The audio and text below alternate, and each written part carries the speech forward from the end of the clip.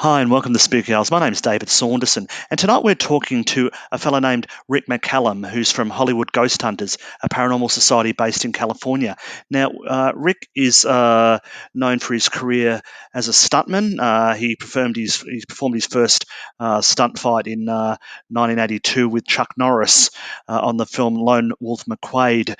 But we're not here to talk to him about that. He's obviously got very exciting stories, and I've had some exciting discussions with him in the past about his film career. But what we're interested in is the fact that he's from Hollywood Ghost Hunters, and he's been coming to Scotland over recent years and been doing lots of great investigations. And he'll be here in a couple of more months to do a tour of Scotland. So I've asked him to come on the show to talk to us about, some of the things that what his interest in the paranormal, the people that he's dealt with, and some of the cool things that he's done over the years.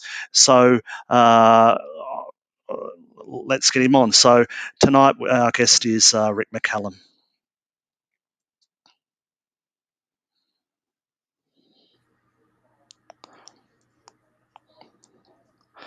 Hi, Rick. Good morning. Good evening. How are you? I'm doing good, David. Thank you. I say good morning because it's 10 o'clock where you are, I believe. It's 6 o'clock in the evening here in London. So where are you? I live in a place called North Hollywood. It's just over the hill from all the sign and everything else. I live about roughly 4 miles from Universal Studios. Okay, so you were in Hollywood, and that's why you are Hollywood Ghost Hunters. Now, I said on your just the little intro I just did before, you've obviously had a very long career in stunt work, and you've worked in over 75. You've got 75 credits according to your bio. But the reason we're talking to you today is because of your love of the paranormal.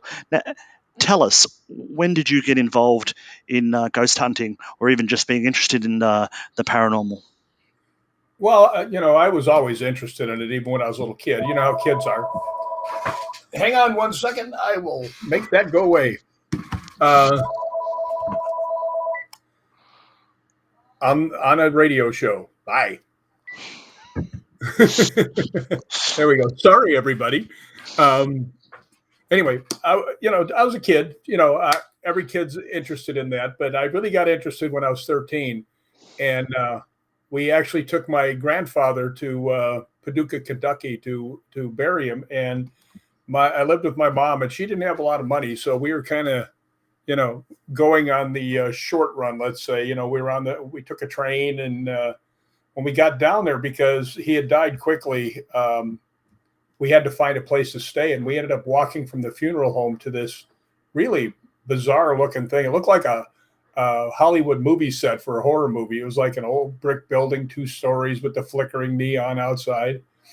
And we walked in, and my mother asked how much the rooms were, and the guy told her, and she says, "Well, I'd like one, please." And he says, "I only have one left, and it's actually haunted."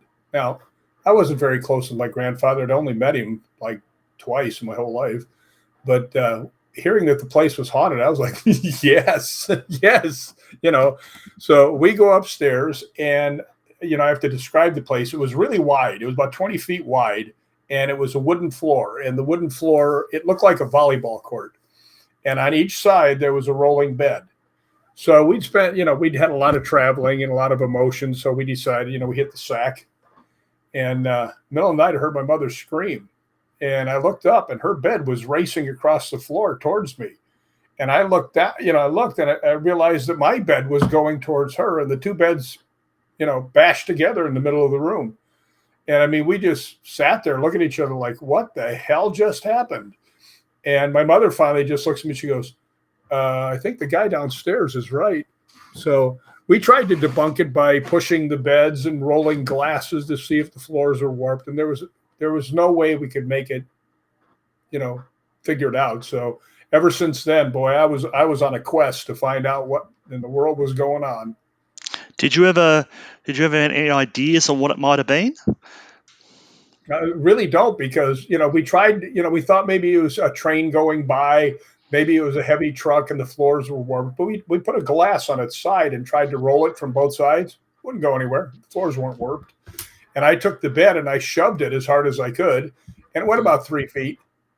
So this thing cleared, these two beds cleared 15 feet and smashed together in the middle. So I have no, no answer for it. And the fact that the guy told us it was haunted before we got up there, um, that kind of, you can always get the power of suggestion, but you can't always get the power of two beds flying across the room No, and bashing into that's each other.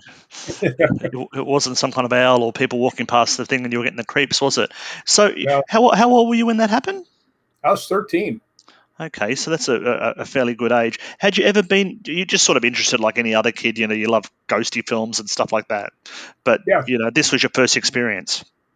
Not so much, because all my life I've had a feeling sometimes like someone was watching me or there was someone in the room with me, and never was able to see anybody or, things like that. But as I got older, I started feeling more. I started seeing more shadows and started to understand that I wasn't always the only one in the room. Okay, so we're going to move pretty quickly here. Now, you obviously you had a career in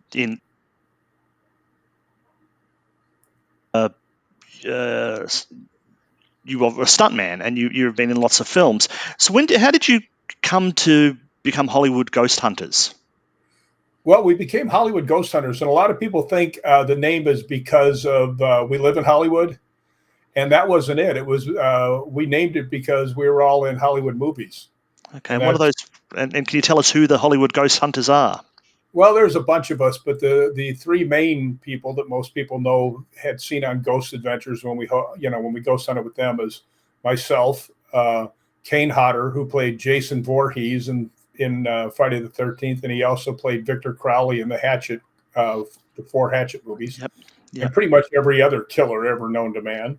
And then R.A. Mihailoff, who played Leatherface in Texas Chainsaw Massacre 3. So it's actually the three of us. And for a long time, we used to tell people, the dark is afraid of us. Mm. So you're not going to get much more scary there. So, but you were always involved in or say involved. You had interest. How did you find out the others did as well? By accident, actually. We were doing a movie in Mansfield Prison. And as we were walking along, and now I had never told anybody that I had a interest in ghost hunting. It was just something, and not because I didn't want to tell anybody, I just think anybody'd be interested, because this is, the ghost hunting shows were just starting to come out, things like that. So it wasn't quite as mainstream as it is now. And Kane and I are walking along, and he looks over me and he goes, "Hey," because we're way in the back of the jail, right? Way in the back. There's 600 cells, six floors high. The moon is coming from outside. There's no lights. It is as creepy as you can get. So I said, "Yeah, let's do that." So we started walking around, and one of the weirdest things was I went on the second floor, the second tier of the jail, and this one cell just kind of beckoned me in. So I go into the cell, and I feel like something's squeezing my chest, right? So I called down to Kane. I said, "Hey, it feels like something's squeezing my chest in here." And he says, "Well, go ahead and mark the door so we know which one it is." Well, I don't have anything to mark the door with, so I'm looking around. I look up, and there's a black X put above the door in a Sharpie. So I look at the two rooms next to us to see if they're all marked like that, and they weren't. This was the only one that had the X. So the next day, we had some of the crew go in there and feel it, and most of them said, yeah, they can feel the same thing. We didn't tell them what to feel. We just said, "Come on, tell us if you feel anything." So that was interesting. And about 2 months later, I'm at home, and Ghost Hunters came on, and they were at Mansfield Prison. So I definitely wanted to see that.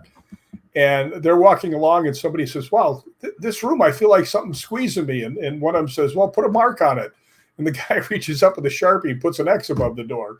So what was so funny, of the 600 cells on that, that were there, they and I picked the exact same cell out of all the cells. So it makes me think there really is some validity there. Something's going on in that cell itself.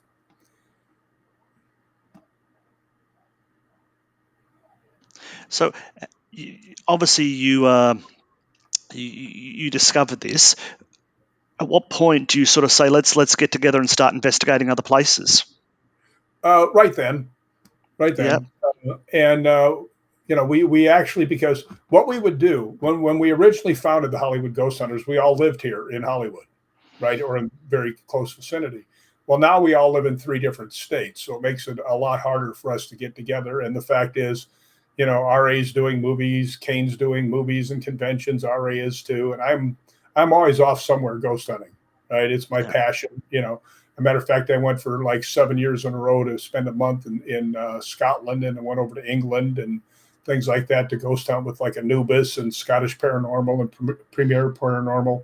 So I do get around over in Scotland and the UK. I mean, I love it over there. I mean, I don't know. It's hard for me to explain my passion for Scotland. I mean, Mm. I've always wanted to go there. My ancestry is from there. And when I go there, I just feel like I'm at home. Mm. And, so I really love it. But we started ghost hunting, when we were on the set.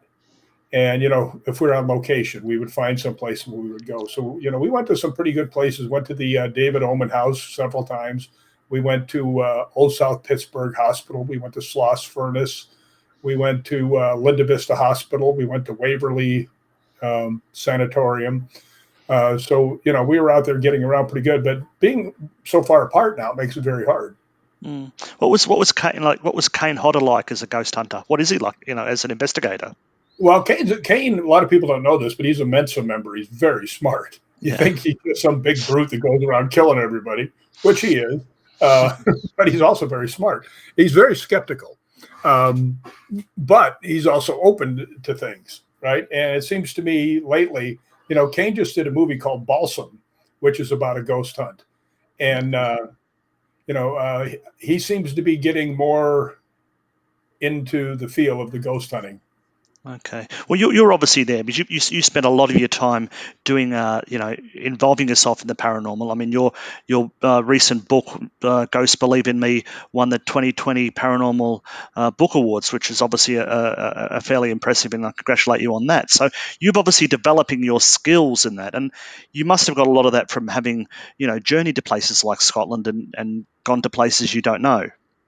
Oh, absolutely. And one of the nice things about going to other places is getting to meet other ghost hunters and seeing what their way of doing things is. Now, I will say that I've ghost hunted in Australia, and all around, all around, and been with many groups, and I've never been with one that was better than Scottish Paranormal. So I picked up a lot of the stuff that they were doing, and they picked up some of the stuff that I do.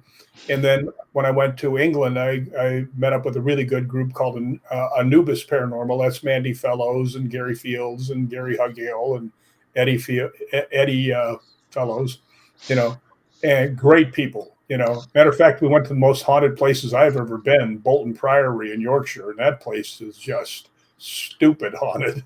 Now you were telling me about that when we were having a conversation, last week, and I said I'd really like you to tell the story of Bolton again, Bolton, because it did sound absolutely creepy. Can you maybe tell our viewers, what did you experience there when you were Well, up in Yorkshire? Well, it was so strange. It was actually we went there because one of the guys had grown up there, and he'd had a pretty intense thing that happened to him where he ended up, about 75 yards away from where he was, laying in a field, and had no idea what happened or how he got there. So we had gone back there. We drove. He has Premier Paranormal, and he and I and a girl named Carol, we all hopped in the car and got over there, and we met up with Mandy Fellows and the rest of Anubis. And they also had 2 guys there that were fledgling ghost hunters, and they were both actually bouncers from Liverpool. And we went around, we were ghost hunting, and we went into, I was walking around everywhere. And one thing about there, a lot of dark shapes, and I don't mean the typical dark shape where you see something go, oops, right? I'm talking about you see something walking, solid black walking, and I've never really seen that anywhere but there. Mandy also saw something come out of the creek and walk up, which is that's what I'm saying. The haunting there is super intense. But what happened is me and the 2 bouncers were out ghost hunting, and we came back, and at the Priory they had a little fence so you couldn't go in there, and they were all standing up on the altar area, which is actually just raised ground about 3 feet up. And one guy was looking this way, and all the other ones were looking at him. And the guy in the end just went, he went out and down he went. So, we heard everybody yelling because we had just gone around. We'd seen a dark shape, and the three of us had gone around the corner. And then we hear all this yelling. We come around, we see the guy on the ground, and one of the bouncers, Peter, jumps over the fence, runs over, picks him up, brings him over, throws him over the fence, and me and Chunk, the other bouncer, he's a little tiny guy, about 300 pounds. We grab him and we take him, and he's sitting. We got him on a bench. All the other people come over. And the weirdest thing, I asked him what happened, and the first girl said she saw what looked like a goat's head with no eyes come right at her, and the next girl, Mandy, also said the same thing. I believe Gary, the other Gary says what he saw. And this gave it a little more validity to me. He says he saw what he thought was a ram's head with no eyes. So it's similar enough, but not exactly the same. And let me make a really good point here for everybody. I trust those people implicitly, right? There was no silliness going on. This really happened, okay? So I trust what they say implicitly. So we actually got Brian, and I was watching him, and it was kind of cold out. And he was still out, and he started getting these micro shivers. So, I'd been a lifeguard for years, and I thought, he's either just cold or this guy's going into shock. So we actually got him on the ground and, put coats on him and stuff. And fortunately he came back, and that was really cool, so, but it took a while to get him back. And I asked him what happened. He goes, I have no idea what happened. He saw us stand there. Next thing I know, he says, you're like slapping my face trying to wake me up. So, the other thing that really happened is me and the two girls were walking to go out of the Priory area, and the one girl had on a necklace, and I believe it was blessed from the Vatican. And as she went by, it went and actually gave her like a friction burn on her neck. And then she says, the story of this place is if the spirits want you to stay, they won't let you go. So she says, I can feel like they're trying to keep me from leaving. So I said, well, let's muscle up and get through there. And she goes through. And the next girl, she said the same thing. She goes, it doesn't want me to leave. So I said, you can do it. So she goes on through. Neither one of these girls were shrinking violets by any means. I mean, they're both tough women. I wouldn't want to, go into battle without those two on my side. Let's put it that way. But when I got there, it obviously didn't want me to stay in. I just walked right through. It was like, get out.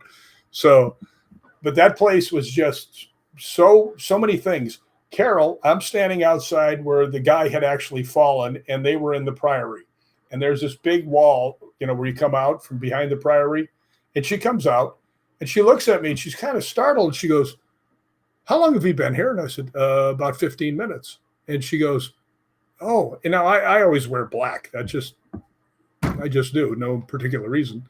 But anyway, she goes, I saw a big shape, she goes, and I started walking. I was following you. And when I came around here, you're way up in front of me over there. I was like, yeah, there's a lot of black shapes around this place. So Bolton Priory, if you're going to get a chance to ghost hunt, go. It is very, very strong, very intense, and one of the most haunted places I've ever been. It does sound quite intense. Now, this the dates you're going to be you're doing a tour in Scotland. You've been there lots of times before, and as you say, you've done work with Scottish Paranormal. I believe you're an honorary life member of that organisation.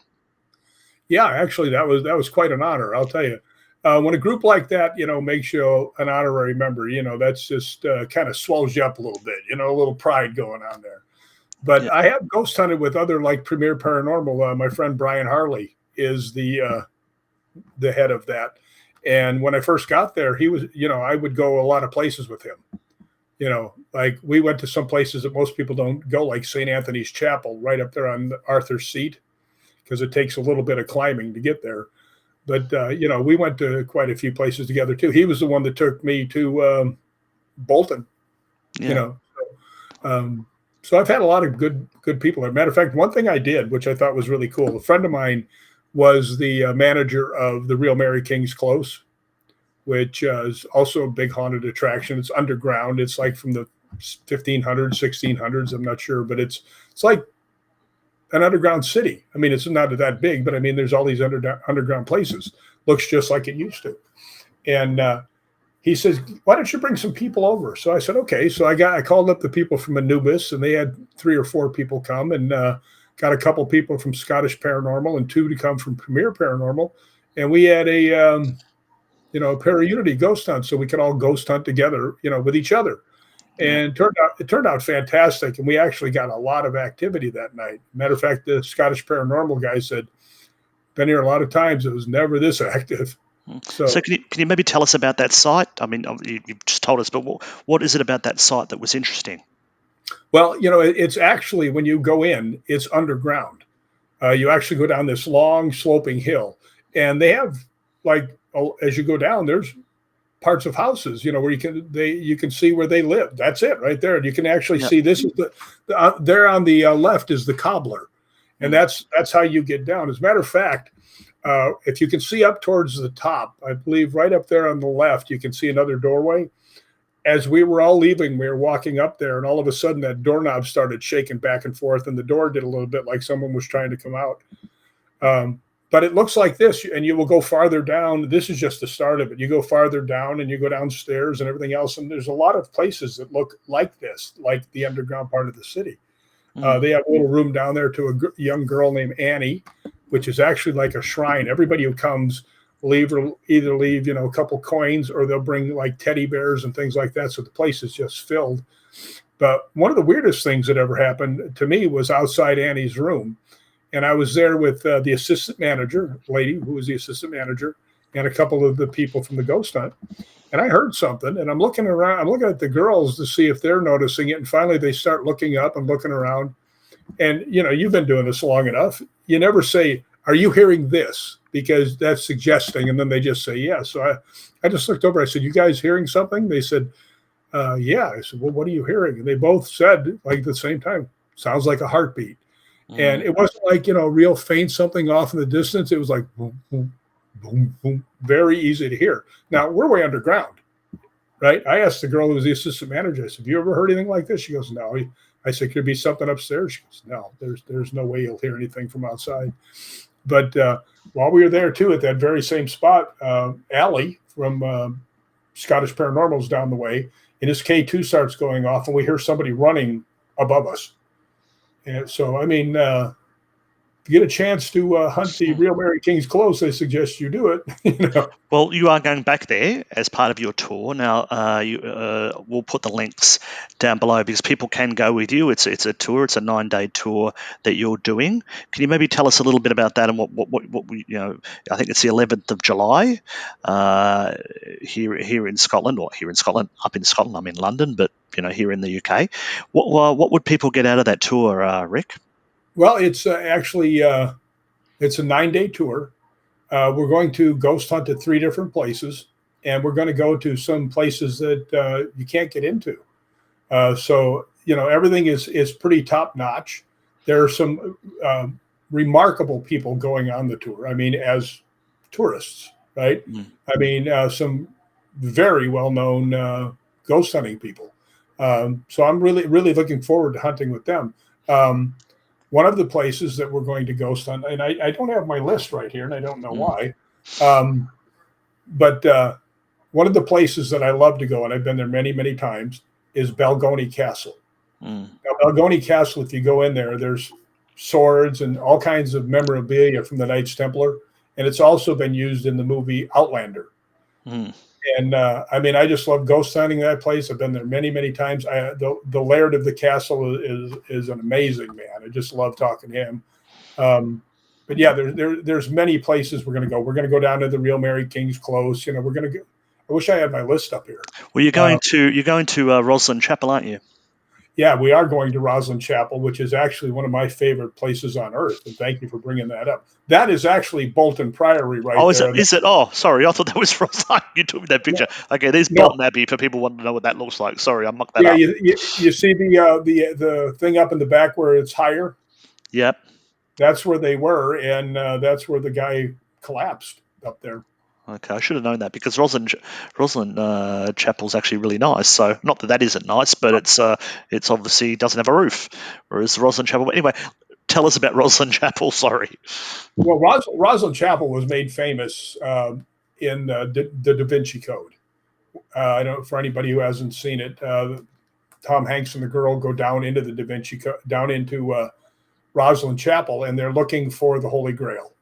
And it's down there that they've realized that the Holy Grail is not a cup; it's actually the bloodline, and it's the bloodline of Jesus. And turns out that the girl is actually the Holy Grail. Mm. So, but this place is one of the most spectacular places you'll ever see in your life. It's all hand carved through there. I mean, it's mysterious. It's from 1447. Beautiful, beautiful place. And the grounds, which most people that go there overlook. You know, they go to the chapel, they go back, they get in the car and drive away. But I stay for, 2-3 days every time I'm there in Rosalind itself, a very little village. And I know everybody there now. It's a fantastic place. But there's also 3 graveyards right there. And if you walk farther on down, you get to the remains and what's left of Rosalind Castle. So it's a beautiful place, fantastic place. I mean, if you go to Scotland, you definitely have to go to Rosalind Chapel because there's so many stories about the inside, the apprentice pillar, And one of the things that's interesting is this was built in 1447. And one of the things they have, one of the carvings, all on the wall is corn, with the husk and corn. I mean, it's very obviously corn. And the fact is corn was not, actually being grown anywhere but in the United States and I think in Mexico. And, if Columbus got here in 1492, who the hell carved that? Mm. So it's a pretty mysterious type of place. A very sort of obviously something you see in these places that you go to Scotland you don't see back in America. Oh, cripes. We don't have anything like that here. If anything was here from 1447, we knocked it down and built a factory over it. So with this tour, and you're bringing a lot of people from America, what do you see as the main differences between ghost hunting in the UK and the US? You said you when you've done your ghost hunting, you've shared information, but as an outsider, as it were, what can you tell? Well, I can tell you one thing, and I can say this without any fear of being of repercussion, shall we say. The ghost hunting in the UK is much more intense than it is here. Now, why is that? Is it because you guys, actually keep a lot of the older buildings? Is it because you've been around a whole lot longer than our country has? But I mean, the intensity of the ghost hunts in the UK is off the charts as compared to what we have here in the United States. We have some good haunted things, but I mean, you go to Bolton Priory and people are getting knocked out, and you see the shapes walking towards you, and people can't get out the gate. I mean, it's it's much more intense in the UK. Okay, so you get your money's worth, in other words, when you come here and when you're doing your investigations. Oh yeah, it's exciting stuff. Yeah, very seldom do you not get something in the UK. Okay, well, it's good to know that it's so. But I am interested, and I was talking to you about this when I was discussing about investigations in America, because a lot of the places you go to are quite exciting. Like I think you were saying you're going to Tombstone or something. What was it? One of your next trips? Well, actually, Thursday I'm going to be in Tombstone. Yeah. Friday I'm actually going to be doing a live stream for a thing called spiritrealm.net. And it's a really good concept. I had ghost hunted down and did a live stream at a place called the Phelps Dodge Hospital. And as I took out my thermal imager, I was by the nursery, and I saw something that looked like a baby crawling on the floor in the hallway, just the shape moving. And this young guy, he was 14. He was standing next to us. He was the son of the guy who runs the place, a ghost hunter in his own right, Tony Rathman, very super guy. But anyway, because Dylan was closest, I said, Dylan, look at this. What does it look like? And he goes, it looks like there's a baby crawling. So I said, come with me. We walked into the nursery, and he and I ghost hunted together. And we got, such good feedback of how the two of us interacted. that they wanted to do a show of us doing it. And that's going to be this coming Friday. But Tombstone, I got one of the absolute best EVPs I've ever gotten. I left my camera down in the poker room, which was where the world's longest poker game was. It ran consecutively. I mean, without stopping it at night to close, it was always going for over 3 years. Somebody would get up and they'd go. Well, but there was a lot of shootings down there. Tombstone's famous for, kind of being the very wild, wild west. I left my camera down there, and as I was walking upstairs, I said, "Did you die down here?" And then I waited. I said, "Did you kill somebody down here?" And I went upstairs. And when I got back home, I was watching the video, and I see Billy, the owner of the place, and I come walking down. You hear us talking, and we get down there, and right in the middle of it, you hear what sounds like a Hispanic voice say, "I had to." And I mean, clear as a bell, right? So, and now I don't think it meant he had to die. I think it meant he had to kill somebody. So actually, I'm hoping, this is what I'm really hoping, the reason I'm going there is that they'll let me go down there for like 20 minutes with the camera and the video recorder so I can see if I can find out who that guy is. Yeah. Well, we might have knights here, knights of the round table, but you have cowboys, you have Tombstone, you have, this is all boys' adventure stuff. It's all very, very exciting. So, I mean, I imagine you'll be able to share more of those stories when you get here, and we'll maybe look forward to catching up with you. You said you're going to come to London. You're going to come and visit us. I am going to come to London, and I'm hoping that, I can go to the Hellfire Club. Yeah, that's a lot of fun. Yeah. Well, that's actually one of my relatives was one of the original members of the Hellfire Club. And he's also the only member that was ever thrown out. So I know he's related to me. Oh, there you go.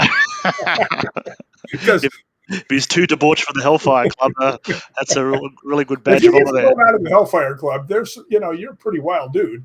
Because they were doing some pretty wild stuff. So you're going to Scotland in the 11th of July. We're going to put some details there if people want to join you. It's a full trip. It's lots of excellent sites that you'll be going to. We only spoke about a couple of them today.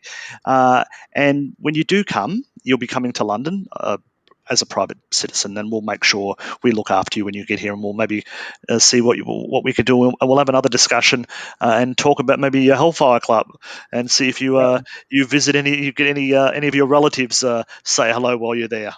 Well, I will tell you a quick story. I did the Hellfire Club in Dublin, and two of the Scottish Paranormal people that were on the tour were using a Frank's box. Now that's like, a spirit box on steroids, and they weren't getting anything. And I walked over and I said, "Do you mind if I asked some questions?" They said no. So I just said, "Hi, my name is Rick. I'm from America, and I came over here to say hello to my relative, John Wilkes."